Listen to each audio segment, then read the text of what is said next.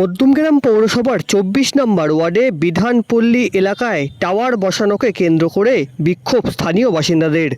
তাদের অভিযোগ, মধ্যমগ্রাম পৌরসভার এই ২৪ নম্বর ওয়ার্ডে বিধানপল্লী পোলট্রির মাঠ এর কাছে একটি জায়গায় নতুন করে টাওয়ার বসানো হচ্ছে। তাতেই আপত্তি স্থানীয় বাসিন্দাদের। আজ দুপুর ৩:৩০ নাগাদ সাংবাদিকদের মুখোমুখি হয়ে এলাকার বাসিন্দারা জানান, পৌরসভার সাহায্য নিয়ে এখানেই টাওয়ার বসানো কাজ চলছে। অভিযোগ, এখানে টাওয়ার বসানো যাবে না। প্রথম কথা, এটা আমার একার অবজেকশন না, এটা পুরো পাড়ার অবজেকশন। ঠিক আছে, এখানে ফার্স্ট একটা টাওয়ার বসেছে, আমরা তখন অবজেকশন জানিয়েছিলাম, সেটা মানে হয়নি। ঠিক আছে, টাওয়ারটা হয়ে গেছে, এখন আবার নাকি পাশে আরেকটা টাওয়ার বসবে। ঠিক আছে, সেটা নিয়ে আমরা আবার আর কি বন্ধ করার জন্য করছি। পাশে একটা স্বাস্থ্য কেন্দ্র রয়েছে, তাও পাশে একটা টাওয়ার হচ্ছে। ঠিক আছে, এটা ওদের ব্যাপার, কি করছে।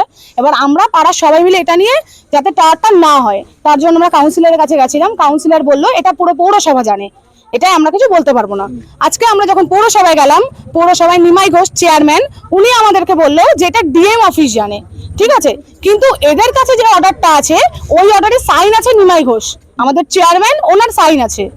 ঠিক আছে, কিন্তু এখানে তো ডিনাই খাচ্ছে, কেউ কিচ্ছু জানে না। তাহলে আমরা কি করব? আমরা এখন চাইছি টাওয়ারটা যেন বন্ধ হয়, যেন না হয়। আমরা পৌরসভায় গেছি, কাউন্সিলরের বাড়িতে গেছি। না, সেরকম এখনো কোথাও যাওয়া হয়নি, কিন্তু আমরা যাবো। সবে 2 দিন হয়েছে।